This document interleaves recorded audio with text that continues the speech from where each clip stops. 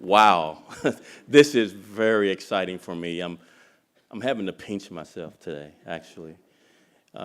Thank you so much, President Fenves, Mr. Massey, and your lovely wife, Ms. Massey. Thank you so much, UT Alumnus, for this honor. It is so humbling. And let me share with you why. So I left UT before graduating, and President Fenves calls me and says, we're going to recognize you as a distinguished alumnus. I said, well, you realize I didn't graduate, right? So I look at the phone, and he says, yes, that's why. Because that was going to be my little secret with my neighborhood, that I left and dedicated my life to public service in 1983 because of the crack cocaine epidemic and became a police officer. My dad looked at me when I told him that and rolled his eyes and said, you're making a mistake. And the last words before he passed away, some 20 years later, when I was being promoted to lieutenant, he said, son, I'm proud of you. I'm proud of you. You made the right decision in serving your neighborhood. There was increasing violence in my neighborhood in 1983 because of the crack cocaine epidemic, and I just could not, I was restless. I could not finish a thought, couldn't finish a book, couldn't study. This is my senior year. And I had to go in and put an application in and become a police officer. I had to. And let me just describe me back then. I'm growing up poor, inner city, I have an afro, hand-me-down bell bottoms, and I go down to the police headquarters and tell them I want to be a cop. Give me the application. And the secretary says to me, I'll never forget, we're not going to hire you. We're not going to hire you. I snatched the application from her hand. I filled it out. I put it under education, University of Texas at Austin, and I had brought my transcripts with me, and they hired me. They hired me. And when I was selected as police chief in 2010, lo and behold, this secretary is retiring that year. And I'm the chief handing her her retirement plaque.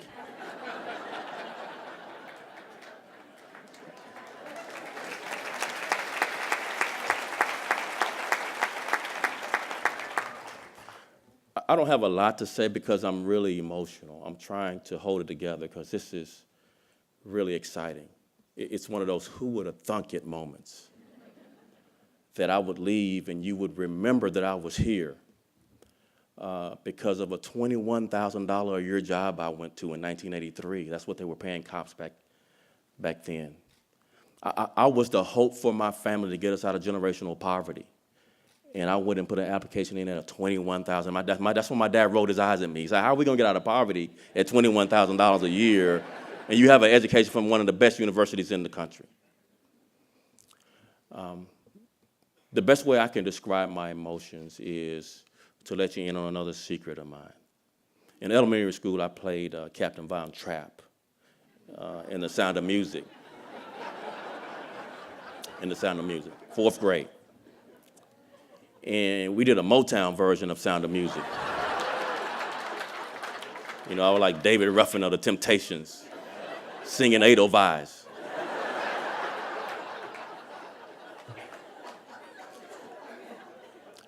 But my teachers made us understand the context of Sound of Music, what that play was about. It means something to me today. Every year I go see Sound of Music. Every year I drag my family with me to go see Sound of Music. That play means something to us today, and it means something to me. It has meant something to me my entire life. I brought Sound of Music to UT with me. I took Sound of Music to the police department with me. Because I was the lead role, the lead character, I had to sing the ending song with meaning and had to know.